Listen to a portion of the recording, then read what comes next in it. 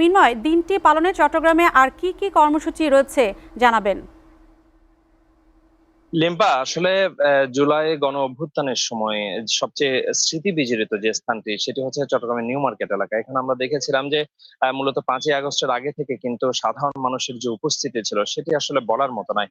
আমরা 5 সকাল থেকেও এই চট্টগ্রাম নিউ মার্কেট মোড় এলাকায় কিন্তু সাধারণ মানুষ একেবারে নেমে এসেছিলেন রাজপথে, এবং সেই দিনটিকে স্মরণ করেই কিন্তু এই নিউ মার্কেট এলাকায় মূলত স্টেশনের রোড যেখান থেকে শুরু, সেই জায়গায় এই অভ্যুত্থানের স্মৃতি বিজড়িত এই আসলে মনুমেন্টটি করা হয়েছে। এবং এখানে সকাল থেকে আসলে নানা ধরনের আয়োজন করা হয়েছে, এবং কিছুক্ষণ আগে আহ ভূমি প্রতিমন্ত্রী মীর হেলাল উদ্দিনের ফুল দেওয়ার মধ্য দিয়ে মূলত আজকের এই আয়োজনটি শুরু হয়েছে।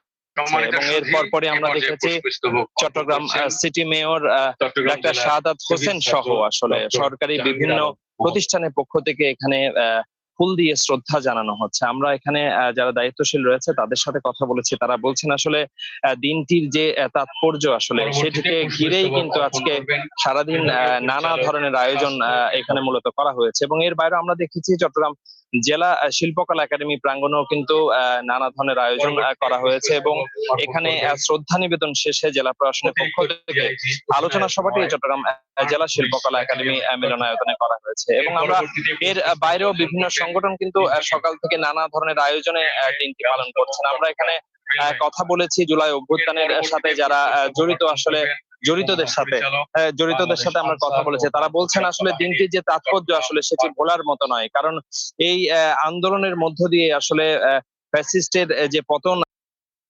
করেছিল জুলাই যোদ্ধারা, তা আসলে ভোলার মতো নয়। আমরা জীবিত অনেক জুলাই যোদ্ধাদের সাথে কথা বলেছি, তারাও আমাদেরকে বলছেন আসলে দিনটি পালনে আসলে নানা ধরনের আসলে আলোচনা সভা সহ নানা ধরনের বিভিন্ন কর্মসূচি তারা গ্রহণ করেছেন বলে জানিয়েছিলাম। আমরা গতকালও দেখেছি যে জুলাই যোদ্ধাদের পক্ষ থেকে আসলে ব্যতিক্রমী র্যালি সহ নানা ধরনের আয়োজন করা হয়েছে। তবে দিনটিকে আরো বর্ণাঢ্য ভাবে পালনের জন্য আসলে অনেকে অনুরোধ করেছেন, যারা জীবিত জুলাই যোদ্ধা রয়েছেন তারা বলছেন যে পরিসরটা অনেকটা ছোট রয়েছে। তো প্রশাসনের পক্ষ থেকে আরো ব্যাপক কর্মসূচি নিলে হয়তো জুলাই যোদ্ধারা আরো বেশি উপকৃত হতেন। এর বাইরে আমরা দেখেছি যে আসলে নগরের যে 2 নম্বর গেট এলাকা রয়েছে, যেটি আসলে ঢাকার পর আসলে চট্টগ্রামের এই 2 নম্বর গেট এলাকা কিন্তু বলা চলে যে রণক্ষেত্রে পরিণত হয়েছে 2024 সালে।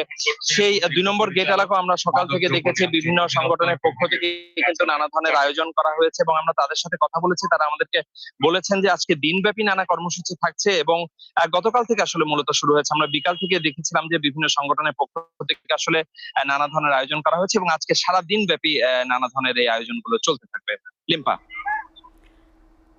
মিনময়, আপনাকে ধন্যবাদ।